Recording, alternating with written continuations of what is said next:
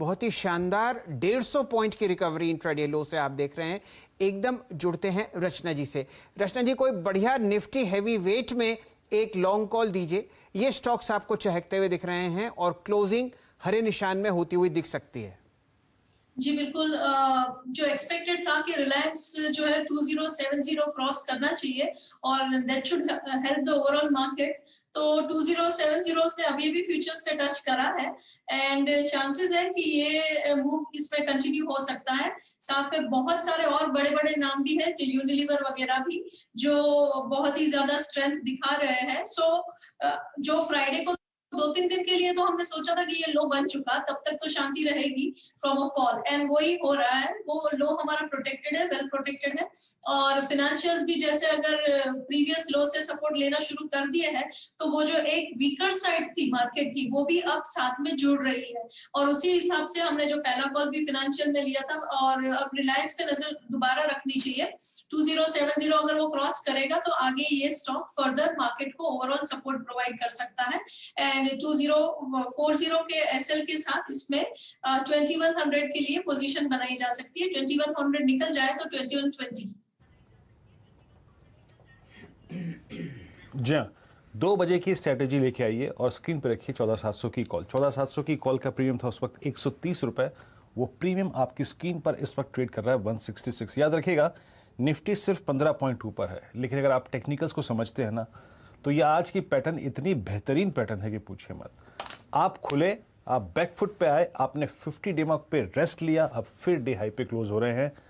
बहुत ज़रूरी नहीं था कि निफ्टी आज 200 पॉइंट चढ़े, आज ज़रूरी था 50 डेमा को रीगेन करने के बाद 50 डेमा और साथ ही साथ 20 डेमा के बीच में आप टाइम स्पेंड करें। That's the best part of Nifty price performance today. वो सबसे बेस्ट पार्ट था। खैर, मैं आगे आऊँगा, इससे बातचीत करूँगा, लेकिन इस बीच कुछ और महत्वपूर्ण खबरों पर फोकस करते हैं। कोरोना वैक्सीन स्पुतनिक वी के इमरजेंसी इस्तेमाल को मंजूरी मिल सकती है। दरअसल सूत्रों से मिली खबर के मुताबिक जो सब्जेक्ट एक्सपर्ट कमेटी की चर्चा करेगी इसी हफ्ते, इस खबर पर बातचीत करने के लिए हमारे साथ हमारी सहयोगी दीपाली मौजूद हैं इस वक्त। दीपाली, विस्तार से बताएं इस पूरी खबर को।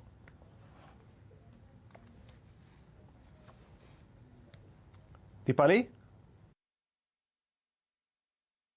देखिए, हमें सोर्सेज से जो एक्सक्लूसिव जानकारी मिल रही है वो ये कि पिछले महीने में ही डॉक्टर रेड्डीज की तरफ से जो क्लिनिकल ट्रायल का डेटा है स्पुतनिक वी को लेकर, वो drug controller general of India को सबमिट करा दिया गया है। और सूत्र हमें बता रहे हैं कि अगली बैठक, जो सब्जेक्ट एक्सपर्ट कमेटी की बैठक है, वो 1 हफ्ते से 10 दिन के अंदर होने जा रही है। और जितना भी क्लिनिकल डेटा डॉक्टर रेड्डीज की तरफ से जमा कराया गया है स्वास्थ्य मंत्रालय की इस नोडल एजेंसी को, उसकी समीक्षा की जाएगी। किस तरह के नतीजे रहे हैं, क्या कुछ पैरामीटर्स फॉलो किए गए हैं, इस सब की समीक्षा की जाएगी। और अगर सभी पैमानों पर खरी उतरती है डॉक्टर रेड्डीज और रशियन एजेंसीज की स्पुतनिक वी, तो हो सकता है कोवैक्सीन और कोविशील्ड के बाद स्पुतनिक वी तीसरी वैक्सीन हो जिसे कोरोना वैक्सीनेशन प्रोग्राम के तहत देश में शामिल किया जाए। तो जल्द ही ये उम्मीद जताई जा रही है कि जो अगली वैक्सीन अप्रूवल के तौर पर देखी जाएगी, खासतौर पर अगर मैं इमरजेंसी इस्तेमाल में अप्रूवल की बात करूं, तो स्पुतनिक वी हो सकती है। चलिए, ये आपको खबर आती हुई दिख रही है इमरजेंसी यूज़ के लिए वो वैक्सीन जिसका अनुकूल असर आपको आता हुआ दिख रहा है डॉक्टर रेड्डीज के स्टॉक पर। पूरा का पूरा फार्मा सेक्टर चहकता हुआ दिखेगा आपको हरे निशान में। एकदम चंदन तपड़िया साहब से जुड़ेंगे और राय लेंगे 2% ऊपर डॉक्टर रेड्डीज के काउंटर पर। चंदन जी, लो बीटा स्टॉक है लेकिन आज 2% ऊपर। रणनीति डॉक्टर रेड्डीज पर कल के सत्र के लिए? बिल्कुल, देखिए यहाँ पे एफएमसीजी आईटी के बाद में अब फार्मा काउंटर है, वो मोमेंटम आया है और जो खबरें चल रही है उस हिसाब से काउंटर ऑलरेडी अपने डीप ओवरसोल्ड टेरिटरी से टर्न हो रहा है। मैकेनिकल इंडिकेटर यहाँ पे पॉजिटिव डाइवर्जेंस दे रहे हैं, तो शॉर्ट कवरिंग भी काउंटर में बननी चाहिए। और वैसे भी आज काउंटर में 3% का ओवाई कम हुआ है, वो भी शॉर्ट कवरिंग का इंडिकेशन दे रहा है। एक परफेक्ट पॉजिटिव प्राइस पैटर्न बना है डॉक्टर रेड्डी में, तो मौजूदा लेवल से एक शॉर्ट कवरिंग का ट्रिगर बनेगा।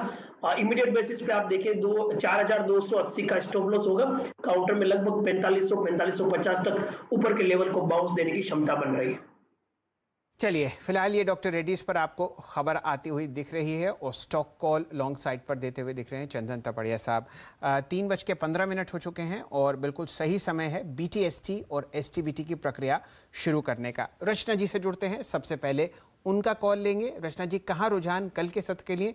निफ्टी हरे निशान में 6 अंकों पर, बहुत ही शानदार 150 पॉइंट की इंट्राडे लो से रिकवरी।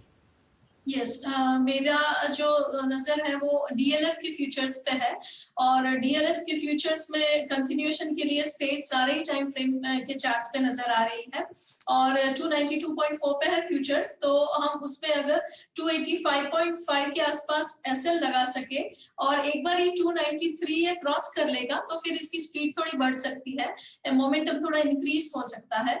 तो इन दैट केस हम 297, 300 एंड 305 जैसे लेवल्स इसमें बीटीएसटी के हिसाब से देखने की उम्मीद कर सकते हैं। चलिए, एक लॉन्ग कॉल डीएलएफ में आती हुई, इसके ऑप्शंस आपको मार्क करते हुए दिखे थे लॉन्ग साइड पर थोड़े समय पहले वीरेन जी। अब जुड़ते हैं राजेश सतपुते साहब से। राजेश जी, आपका रुझान था एफएमसीजी स्पेस पर, बताइए कोई एक ऐसा काउंटर जहां पर आप लॉन्ग या शॉर्ट पोजीशंस एग्जीक्यूट करेंगे फिलहाल कल के सत्र के लिए? सर जी बिल्कुल। देखिए, यहाँ पे एफएमसीजी में ही बज है, लीवर की बात करें, डाबर की बात करें या ब्रिटानिया की बात करें, मुझे लगता है यहाँ पे जो सेफ्टी है, अगर आपको ट्रेडिंग पॉइंट ऑफ व्यू से सोचना है तो वो ब्रिटानिया के साथ फिलहाल मिल रही है। जो पैटर्न है दैट्स अ फ्लैग फॉर्मेशन, आप इसे पेनेंट फॉर्मेशन भी कहते हैं और इसको आज फ्रेश ब्रेकआउट मिला है with rise in volume. At the same time open interest घटा है, दैट मींस यहाँ पे शॉर्ट कवरिंग हो रही है। ये शॉर्ट कवरिंग कहाँ तक जाएगी? मेरे हिसाब से sir ji, as a trader मुझे ये सोचना है तो 3600 ये इसका पहला टारगेट है, लेकिन चार्ट देख के मुझे लगता है अगर आप इसे लेके भी जाते हैं तो 3600 पहला टारगेट है, लेकिन 3650 ये इसका मेरा टारगेट रहेगा। So from that point of view जो स्टॉप लॉस है, अभी फिलहाल जब मैंने दिया था तो लोअर लेवल पर था, तो यहाँ पे स्टॉप लॉस जो रहेगा वो रहेगा 3530 का, 3520 का दिया था, इसे चेंज करें 3530 के स्टॉप लॉस के साथ ब्रिटानिया फ्यूचर लॉन्ग करें। ओके, ब्रिटानिया तो यहाँ पे 2 कॉल्स